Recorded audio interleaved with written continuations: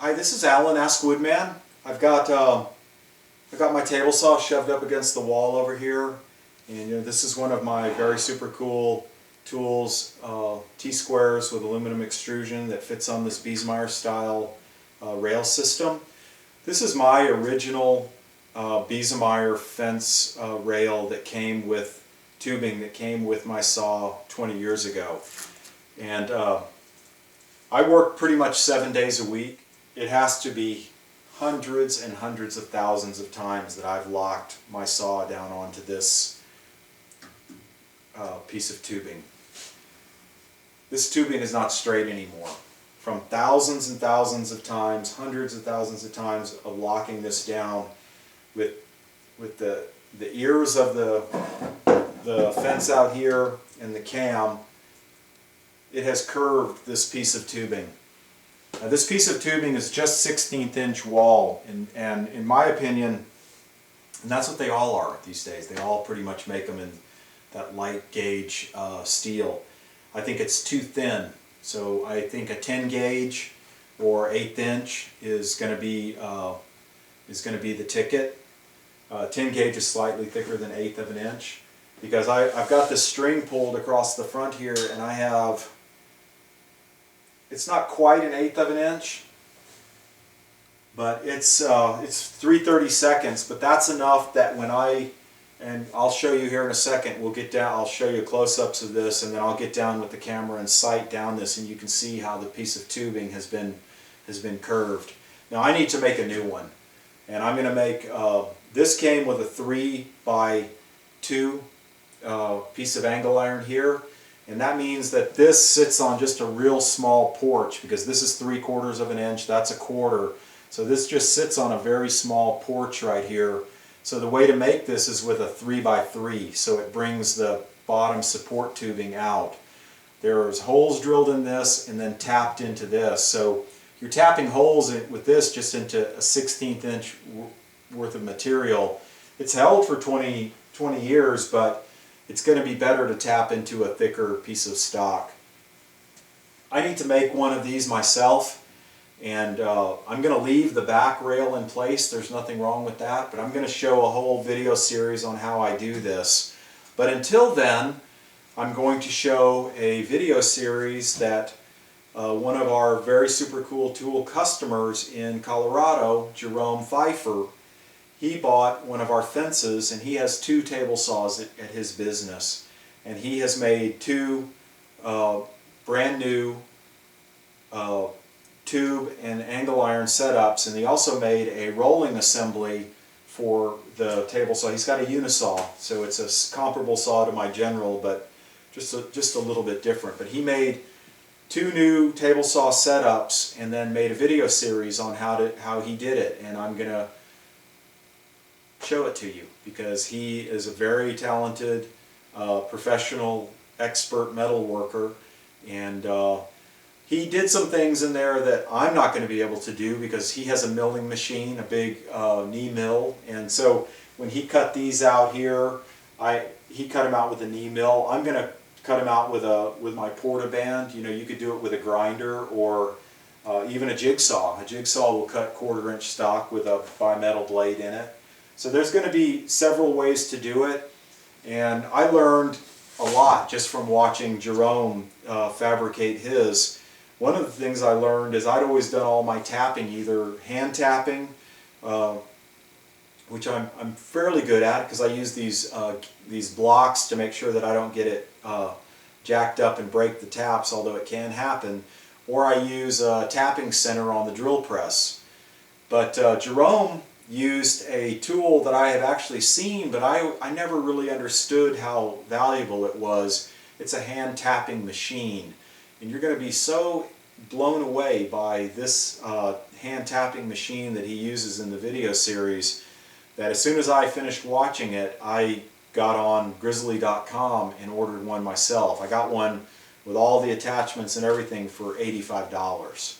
And so I'm going to set it up in my metalworking area, and I just didn't really, I'd seen them, but I didn't understand how powerful they were until I saw an expert steel fabricator use one.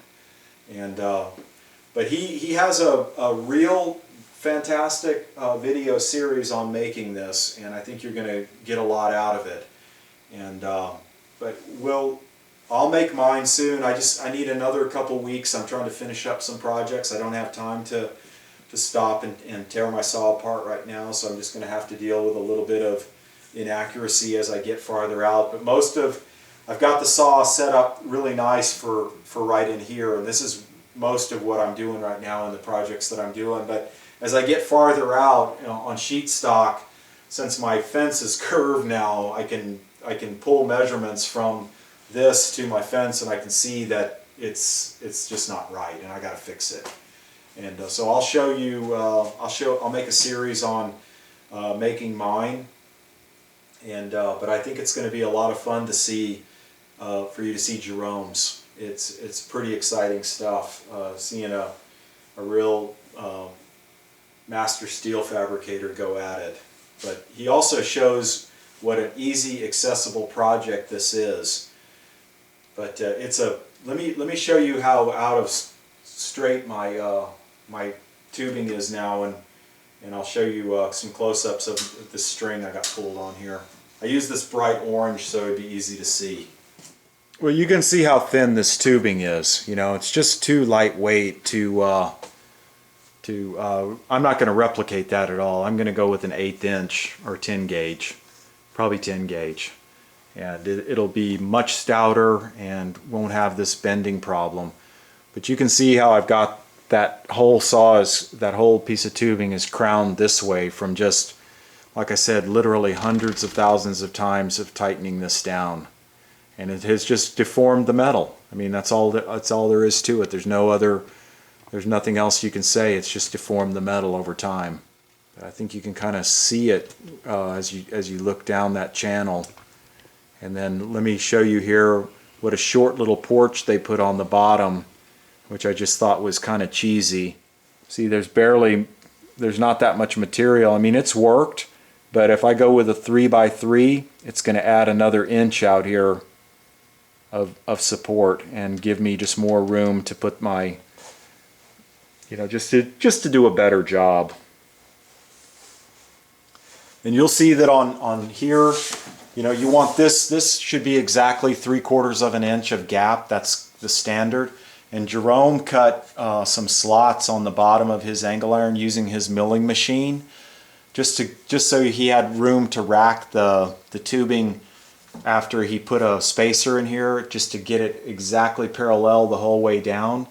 And but I don't have a milling machine like he does, so I'll have to I'll probably drill 2 holes and then complete the hole with a file and a jigsaw, or I'll drill 1 hole and maybe expand the hole in both directions to some scribed lines with a sharp hand file. But yeah, it'd be nice to have a milling machine, but I'm not quite there yet.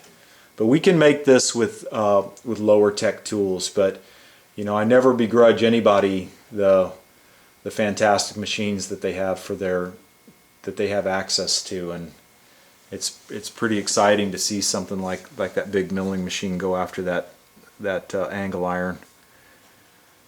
But yeah, this tubing here, this is just too flimsy, too lightweight. Okay, let me show you over here the string distance. So I've got you can see I've got the string pulled tight across the whole front length of it here, and I'll show you how out of square it is, or how out of line it is.